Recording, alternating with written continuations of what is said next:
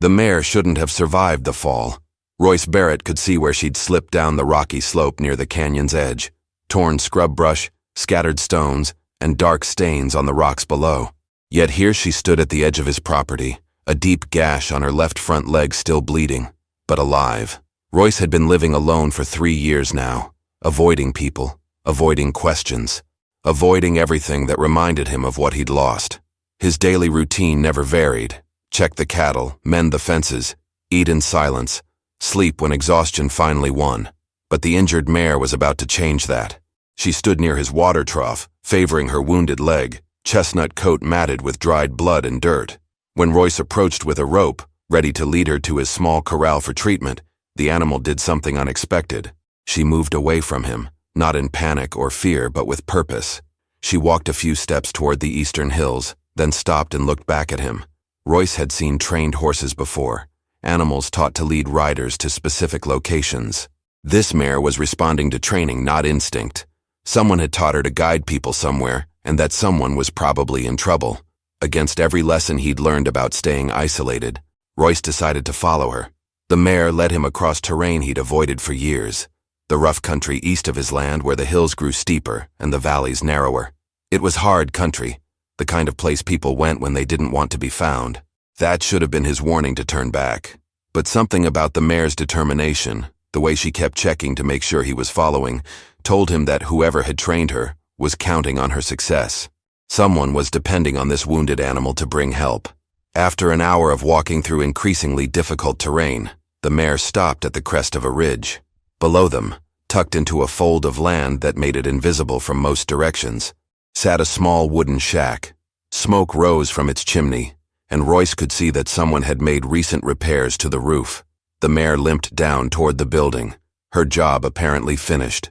From the ridge, Royce could see why he'd never noticed the shack before. It was positioned in a natural depression, hidden from the main trails and invisible unless you approached from this specific direction.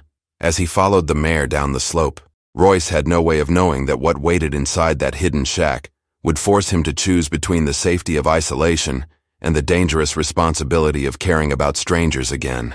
The wounded horse had been sent to find him for a reason.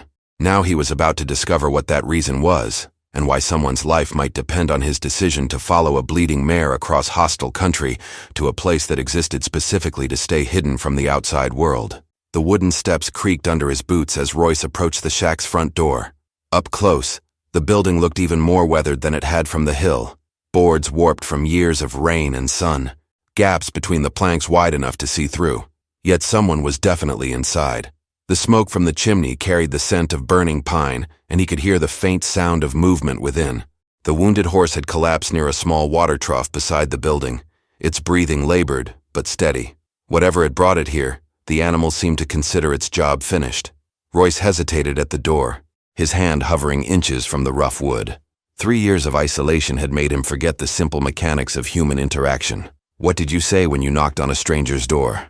Especially when that stranger was living in a place that seemed to exist outside the normal boundaries of the world he knew. Before he could decide, a voice called out from inside, weak, strained, but unmistakably human. Please, if someone's out there, please come in. The voice belonged to a woman, and there was something in her tone that cut through all of Royce's carefully constructed barriers. Desperation, the kind he recognized because he'd felt it himself. In those first months after he'd lost everything and learned what true isolation could do to a person's mind, he pushed open the door. The interior of the shack was dimmer than he'd expected, lit only by the flickering flames in a stone fireplace and whatever sunlight managed to filter through the gaps in the walls. It took his eyes a moment to adjust, but when they did, he saw her. She was lying on a rough mattress in the corner, covered with blankets that had seen better years. Her face was pale, drawn with exhaustion and something else, illness, maybe, or pain. But her eyes were alert, fixed on him with an intensity that made him take an involuntary step backward. You followed the horse, she said. It wasn't a question. Royce nodded, not trusting his voice. He hadn't spoken to another person in weeks, and the simple act of being seen, of being acknowledged, felt like standing too close to a fire. She's been going out every day for a week, looking for someone. The woman's voice was getting weaker with each word. I was starting to think no one would come. Who are you? Royce finally managed to ask. The woman tried to sit up, failed, and settled back against the thin pillow. My name is Clara Whitmore, and I'm dying. The words hung in the air between them like smoke. Royce felt something cold settle in his stomach, a familiar weight he'd thought he'd left behind when he chose isolation over the complications of caring about other people. There's something else you need to know, Clara whispered, her eyes moving toward a darker corner of the shack that Royce hadn't noticed before. I'm not alone here. In the shadows, something stirred. A child emerged from the shadows. A girl, maybe 4 or 5 years old, with tangled brown hair and clothes that hung loose on her small frame. She watched Royce with the same intensity as the woman, but where Clara's eyes held desperation, the child showed something that made his chest tighten, the kind of wariness that came from learning too young that adults couldn't always be trusted. This is Emma, Clara said, her voice barely above a whisper. She's why I sent the horse out looking for help. The girl said nothing, just continued to stare at Royce from her position near the wall. He could see now that she'd been trying to tend to Clara. There was a bowl of water beside the mattress, and the woman's forehead was damp as if someone had been placing cool cloths there. Royce felt the familiar urge to leave, to walk back up that hill and return to his isolated existence where other people's problems couldn't touch him. He'd made that choice for good reasons. Getting involved with strangers, caring about their troubles, led to the kind of pain he'd sworn never to experience again. But the child was looking at him with an expression he recognized too well, the same look he'd seen in his own mirror during those first terrible months of being alone, the desperate hope that someone, anyone, might care enough to stay. What's wrong with you? He asked Clara, hating how his voice sounded rough from disuse. Fever that won't break. Been 3 days now. Clara's breathing was shallow, labored. Emma's been taking care of me, but she's just a child. She needs someone who knows what they're doing. Royce looked around the shack more carefully. There were signs of their struggle everywhere. Empty water containers, a few scraps of food, blankets that had been arranged and rearranged in an attempt to make Clara more comfortable. The child had been doing her best, but it was clear that Clara was getting worse, not better. Where's her father? Her family? Royce asked. Something shifted in Clara's expression, a tightening around her eyes that suggested this was dangerous territory. Gone. It's just us now. The simplicity of the statement told Royce everything he needed to know about how complicated the real answer probably was. People didn't end up in abandoned shacks in the middle of nowhere by accident. They came here running from something, or someone. Emma moved closer to Clara's mattress, her small hand finding the woman's arm. The gesture was protective, possessive in the way children could be when they'd learned that the adults in their lives were fragile, temporary things. How long have you been here? Royce found himself asking, even though he knew each question was pulling him deeper into a situation he wasn't equipped to handle. 2 weeks. Clara's eyes were starting to close, exhaustion winning over her effort to stay conscious. But Emma's been with me for longer than that. The way she said it made Royce look more carefully at the child. There was something about her silence, about the way she held herself, that suggested she'd been through more than just the last few days of caring for a sick woman. Clara's breathing evened out into the rhythm of sleep, leaving Royce alone with a child who still hadn't spoken a single word, and questions that seemed to multiply with every answer he received. Outside, the wounded horse whinnied softly, as if reminding him that he still had a choice. He could leave now, before whatever had brought these two here caught up with them. But as he looked at Emma's small face, he realized it might already be too late for walking away. Emma finally spoke, her voice so quiet Royce almost missed it. She's getting worse. The words carried a weight that seemed impossible for someone so young. Royce knelt beside Clara's mattress and placed his hand near her forehead without touching. Heat radiated from her skin like she was burning from the inside out. How long has she been like this? He asked Emma. 3 days, like she said. But before that, she was getting tired real easy. Couldn't eat much. Emma moved to a wooden crate that served as a table and picked up a tin cup. Water's almost gone. Royce looked around the shack with new eyes, cataloging what they had and what they needed. A few cans of food, mostly empty. Blankets that were thin and worn. The fire was burning low, and he could see the wood pile outside was nearly depleted. These weren't temporary problems. They were signs of people who had been surviving, barely, for longer than Clara had admitted. Emma, where did you come from before here? The child's face closed off immediately, the same way Clara's had when he'd asked about family. We don't talk about before. There was something in her tone, that told Royce this wasn't a child's stubborn refusal to answer. This was a rule that had been drilled into her, probably for good reason. People who live by rules like that were usually running from something that could find them if they weren't careful. Clara stirred, mumbling something in her sleep that sounded like a name. Emma immediately moved to her side, adjusting the blanket with the practiced efficiency of someone who had been doing this for longer than 3 days. "She talks in her sleep sometimes," Emma said. "Says things about people coming to take me away." The words hit Royce like cold water. He'd been assuming that Clara was Emma's mother, or at least a relative. But the way Emma talked about her, the careful distance even in her concern, suggested something more complicated. Outside, the wounded horse made a sound that wasn't quite a whinny, more like a warning. Royce moved to the gap between the boards that served as a window and peered out. 3 riders were approaching from the east, moving at a steady pace that suggested they knew exactly where they were going. They were still too far away to make out details, but something about their formation, spread out, methodical, made the hair on the back of Royce's neck stand up. "Emma," he said quietly, not taking his eyes off the approaching riders. "Are there people looking for you?" The silence that followed was answer enough. When he turned around, he saw that Emma had moved to Clara's side and was gently shaking her awake. "Clara," the child whispered urgently. "Clara, someone's coming."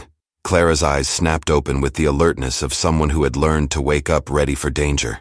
The fever was still there, but underneath it was a sharpness that told Royce she'd been hiding just how aware she really was. "How many?" Clara asked, struggling to sit up. 3, Royce answered. "You know who they are?" Clara looked at Emma, and something passed between them, a communication that didn't need words. Fear, recognition, and something that looked like resignation. "They've found us," Clara said simply. "I didn't think we had much time left, but I hoped—" She didn't finish the sentence. She didn't need to. Royce understood now why the horse had led him here, why Clara had sent it out looking for help. Whatever was about to happen, she'd known it was coming. The riders were close enough now that Royce could see their faces. 3 men, well armed, with the kind of hard expressions that came from doing unpleasant work for money. The leader rode a black stallion and kept checking a piece of paper in his hand, something that looked suspiciously like a wanted poster. "Clara," Royce said without turning from the window. "What did you do?" "Nothing." Her voice was firm despite the fever. "I didn't do anything wrong. Then why are they hunting you?" Clara struggled to stand, Emma helping support her weight. "Because someone with money and influence wants Emma back, and they don't care who gets hurt in the process." The pieces started falling into place in Royce's mind. A child who wouldn't talk about her past. A woman who wasn't the girl's mother but was protecting her anyway. People with enough resources to send professional trackers across dangerous territory to find them. "Whose child is she?" Royce asked. "Mine now," Clara said with fierce determination. "And that's all that matters." The lead rider had stopped his horse about 50 yards from the shack and was studying the building carefully. He said something to the other 2 men, and they spread out to flank the structure from both sides. These weren't random drifters. They knew what they were doing. Emma tugged on Clara's sleeve. "The back window," she whispered. "Like we practiced." Clara nodded and started moving toward the rear of the shack, but she made it only 3 steps before her legs gave out. The fever had weakened her more than she'd been letting on. Emma caught her arm, but the child wasn't strong enough to support an adult's weight. That was when Royce faced the choice he'd been avoiding for 3 years. He could walk out the front door right now, tell the men he'd just stumbled across the shack, knew nothing about the people inside. They might believe him. They might let him go back to his isolated existence where other people's problems couldn't destroy his carefully constructed peace. Or he could stay and fight for 2 people he'd known for less than an hour, against 3 armed men who probably had legal authority on their side. The smart choice was obvious. The safe choice was clear. But when he looked at Emma's face, saw the same desperate hope he'd carried during his own dark days, he realized that some choices weren't about being smart or safe. Some choices were about who you decided to be when everything you'd built to protect yourself came crashing down. The leader called out from outside. "We know you're in there, Miss Whitmore. Send the girl out and nobody has to get hurt." Clara's hand found Royce's arm, her grip surprisingly strong. "You don't understand," she whispered urgently. "If they take her back, she'll disappear. Forever." The man outside called again, his voice carrying the patient confidence of someone who knew he held all the advantages. "You've got 60 seconds to decide. Then we're coming in." Royce looked at the rear window, then at Clara's fever-bright eyes, then at Emma's small hand still clutching the woman's sleeve. 60 seconds to choose between the safety of isolation and the dangerous complexity of caring about strangers. The countdown had already begun. Royce made his choice in the space of a heartbeat. He moved to the back window and tested the wooden frame. It was loose enough to push out if they needed an escape route, but the opening was small, too small for him to fit through easily. "Can you make it to the window if I help you?" he asked Clara. She nodded, though sweat beaded on her forehead from the effort of just standing. Emma stayed close to her side, ready to support her if she fell. The leader's voice carried clearly through the thin walls. 30 seconds, Miss Whitmore. We're not unreasonable people, but we have our orders." Royce looked around the shack for anything he could use as a weapon. An old hunting rifle hung on pegs near the fireplace, but when he checked it, the firing pin was broken.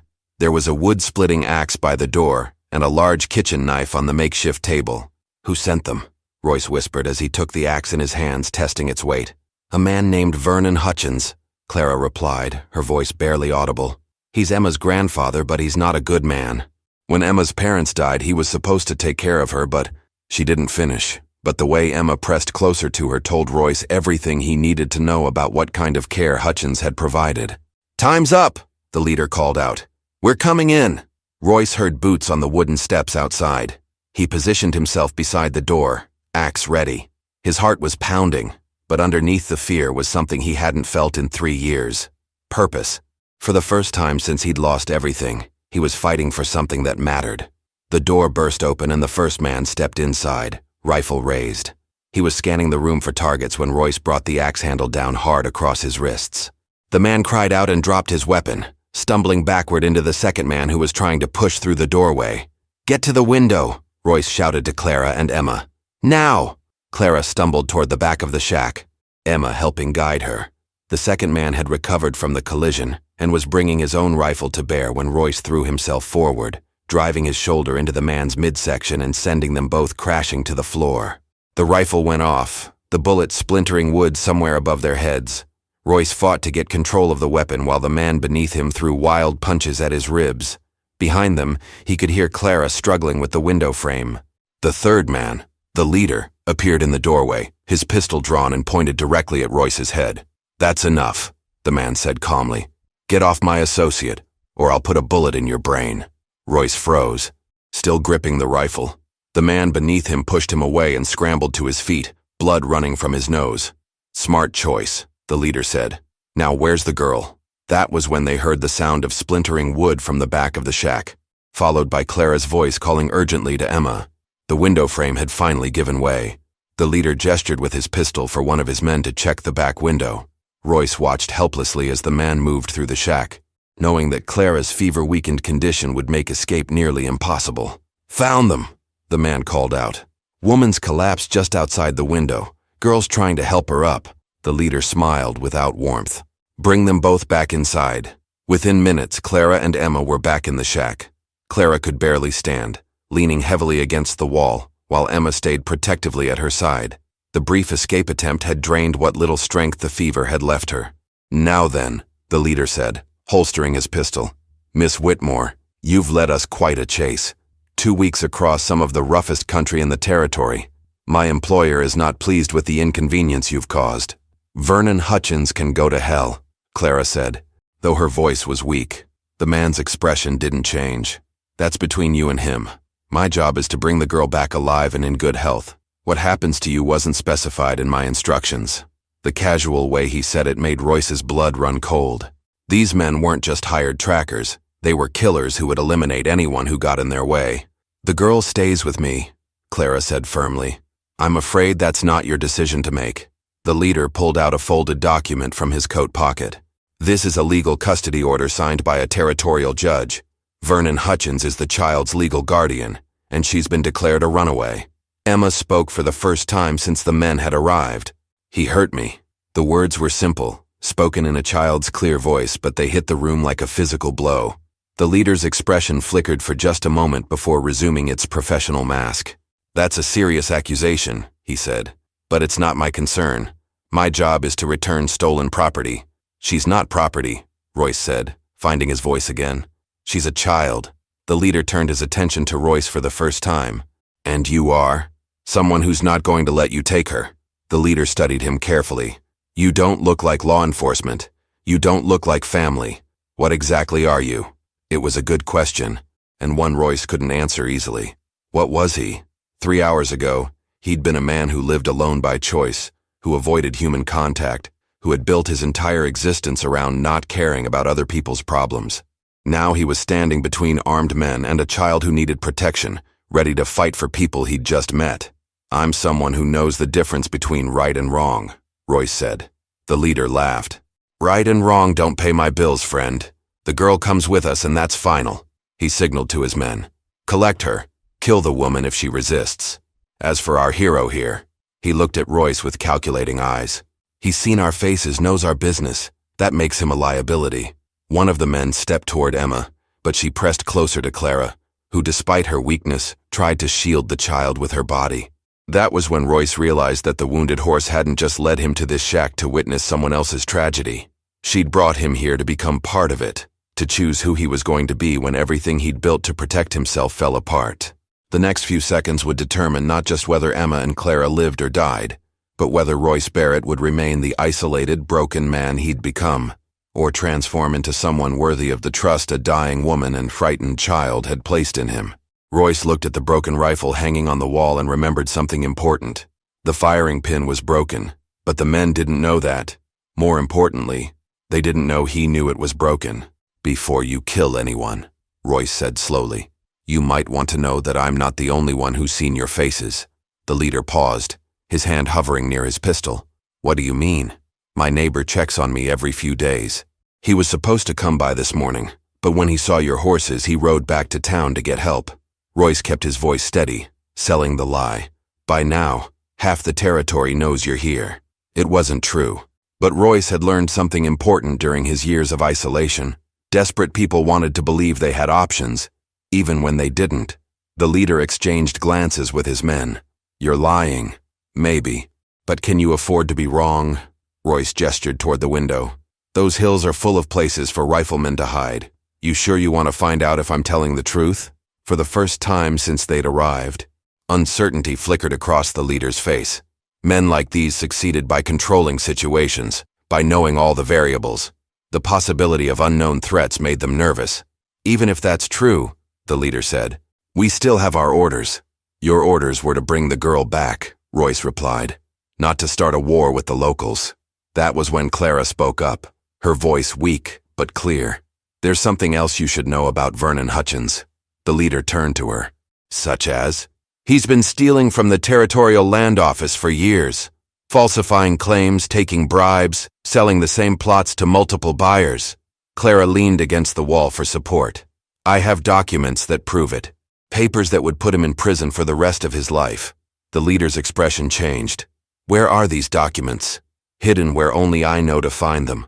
If anything happens to me or Emma, those papers go straight to the territorial governor. Royce could see the calculations running through the leader's mind. These men had been hired to quietly retrieve a runaway child, not to expose their employer to criminal charges that could destroy him.